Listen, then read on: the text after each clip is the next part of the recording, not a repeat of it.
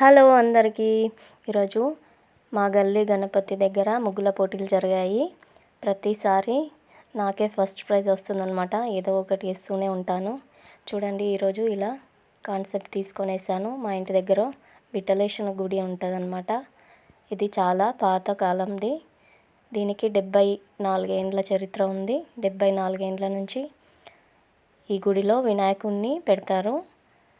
So ప్రతి వినాయక చవితికి తర్వాత వినాయకుడు 11 రోజులు కూర్చుంటారనమాట. 11 రోజులలో ప్రతిరోజు ఒక కార్యక్రమం చేస్తారనమాట.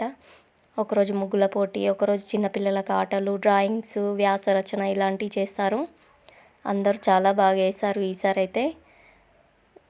చూడండి, ముగ్గులు ఒక్కొక్కరు ఒక్కొక్క రకంగా వేశారు. ఓన్లీ నా ముగ్గులే కాకుండా అందరి ముగ్గు చూపిస్తున్నాను.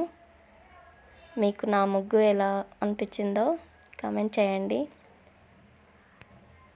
చూడండి, దీనికి ఒక చిన్న స్టోరీ ఉంది.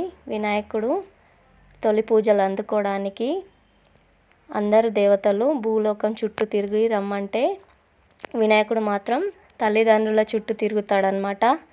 అలా తిరిగినందుకు వినాయకునికి తొలి పూజలు అందుకుంటాడు. ఈ కాన్సెప్ట్ తోటి నేను ఇలా ముగ్గు వేశాను. మీకు నచ్చినట్టయితే లైక్ చేయండి, షేర్ చేయండి, సబ్స్క్రైబ్ చేసుకోండి ప్లీజ్ నా ఛానల్ని.